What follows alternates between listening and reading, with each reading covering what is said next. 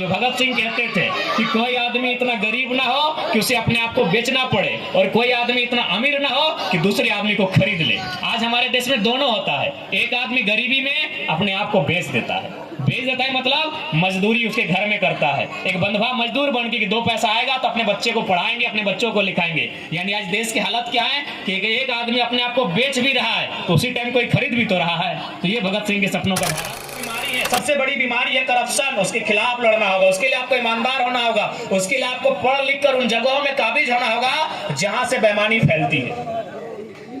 देश के एक प्रधानमंत्री हुआ करते थे, बड़ा सुंदर कहते थे कि कोई आदमी इतना गरीब ना हो कि उसे अपने आप को बेचना पड़े और कोई आदमी इतना अमीर ना हो कि दूसरे आदमी को खरीद ले। आज हमारे देश में दोनों होता है। एक आदमी गरीबी में अपने आप को बेच देता है मतलब मजदूरी उसके घर में करता है। एक बंधुआ मजदूर बन के कि 2 पैसा आएगा तो अपने बच्चे को पढ़ाएंगे, अपने बच्चों को लिखाएंगे। यानी आज देश की हालत क्या है कि एक आदमी अपने आप को बेच भी रहा है तो उसी टाइम कोई खरीद भी तो रहा है। तो ये भगत सिंह के सपनों का भारत नहीं है, क्योंकि उन्होंने यही कहा था कि कोई व्यक्ति इतना अमीर नहीं होना चाहिए कि दूसरे व्यक्ति को खरीद पाए और कोई व्यक्ति इतना गरीब नहीं होना चाहिए कि उसे अपने आप को बेचना पड़े। तो हमारा एक प्रयास होना चाहिए।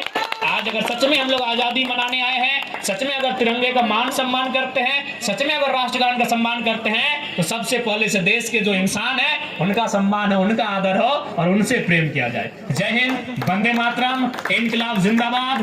भारत के तमाम शहीदों को हुल जोहार। तमाम शहीद अमर रहे, अमर रहे। शिव शक्ति क्लब के तमाम सदस्यों को इस कार्यक्रम के सफल आयोजन के लिए हमारी ओर से असंख्य बधाई। तमाम खिलाड़ियों को जिन्होंने भाग लिया है उनको हमारी ओर से बहुत बहुत बधाई, बहुत बहुत बधाई। धन्यवाद। तो में नंगे बदन जो आंधियां सहते हैं उनसे जाकर पूछो कि वो 15 अगस्त के बारे में क्या कहते हैं। जैसा आज हम लोगों ने तिरंगे को लहराया, बाइक का जुलूस हमने निकाला, हम लोगों ने स्कूल में डांस जैसे कंपटीशन में भाग लिया, भाषण प्रतियोगिता में भाग लिया, लेकिन दिल पे हाथ रखने के बाद आपको भी मालूम चलेगा कि ये भारत हमें नहीं चाहिए। आज के दिन बड़े बड़े नेता अभी माइकों में आकर देश प्रेम का लेक्चर देते हैं। 15 अगस्त के दिन, 26 जनवरी के दिन वो देश प्रेम का लेक्चर देते हैं। तो देश प्रेम का मतलब थोड़ी है कि केवल पहाड़ों से प्रेम करें, यहाँ के नदियों से प्रेम करें। देश प्रेम जो 2 शब्दों से मिलकर बना है, देश और प्रेम, उसका मतलब है देश के मनुष्य से प्रेम होना चाहिए। आज सबसे ज्यादा झंडा कहाँ फहराया गया? ब्लॉक में। और वीडियो भाषा क्या वो बोला कि देश के लोगों से प्रेम करना चाहिए, और वो चोरा वीडियो क्या करता है? 20,000 रुपए मोटेशन के लिए मांगता है कि नहीं मांगता है? आज झंडा कहाँ फहराया? थाना प्रभारी ने। और जब कोई एक आम व्यक्ति जाता है तो उसके साथ ऐसा सलूक किया जाता है जैसे वो आजाद भारत का नागरिक ही ना हो। आज सबसे ज्यादा झंडा फहराया है सांसदों ने, विधायकों ने, और इनकी प्रॉपर्टी कितनी है?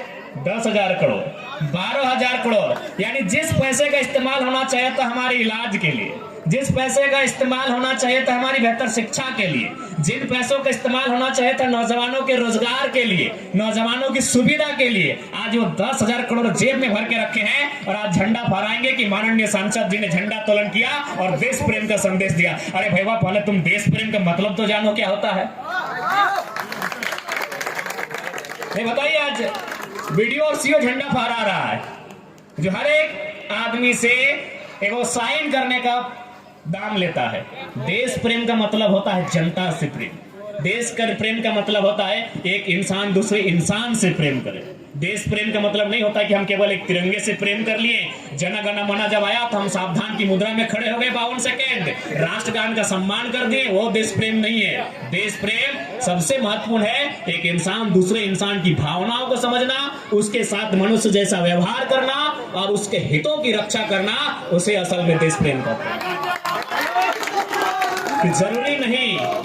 जरूरी नहीं हर वक्त जुबान पे ईश्वर का नाम आए, कि जरूरी नहीं हर वक्त जुबान पे ईश्वर का नाम आए। वो लम्हा भी भक्ति का होता है जब एक इंसान के काम आए। जरूरी नहीं हर वक्त जुबान पे ईश्वर का नाम आए, वो लम्हा भी भक्ति का होता है जब एक इंसान दूसरे इंसान के काम आए। तो ऐसा भारत अगर हम बना पाए, ऐसा नहीं कि हम लोग भी दूध के धोले हैं, नो डाउट हम लोग भी इसी वातावरण में रहते हैं, हम में भी खामियां हैं। हम लोग थोड़ी कह रहे कि हम लोग दूध से धो के आए हैं, हम हैं तो हम ही है। लेकिन हमें प्रयास करना चाहिए, हमारी खामियों को दूर करना चाहिए। हमें प्रयास करना चाहिए कि देश प्रेम का असल अर्थ क्या है। तो देश प्रेम का मेरे हिसाब से, मैं 29 साल का लड़का हूँ, पता नहीं 60 साल वाले क्या सोचते होंगे, 45 साल वाले क्या सोचते होंगे, मैं 29 साल का लड़का, मैं ये सोचता हूँ कि देश प्रेम 2 शब्दों से बना है, देश और प्रेम। इसका पहला मतलब यही होता है कि राष्ट्रगान से, तिरंगे से पहले एक इंसान से प्रेम किया जाए। ठीक है, बाकी पुनः सभी को, दोनों टीमों को शुभकामनाएं, हमारी ओर से असंख्य शुभकामनाएं। जी जान लगाकर खेलिए, अपना नाम रोशन कीजिए। इसकी जो बीमारी है, सबसे बड़ी बीमारी है करप्शन, उसके खिलाफ लड़ना होगा। उसके लिए आपको ईमानदार होना होगा, उसके लिए आपको पढ़ लिख कर उन जगहों में काबिज होना होगा जहां से बेईमानी फैलती है। देश के एक प्रधानमंत्री हुआ करते थे, बड़ा सुंदर कहते थे, अटल बिहारी वाजपेयी, जिनकी अभी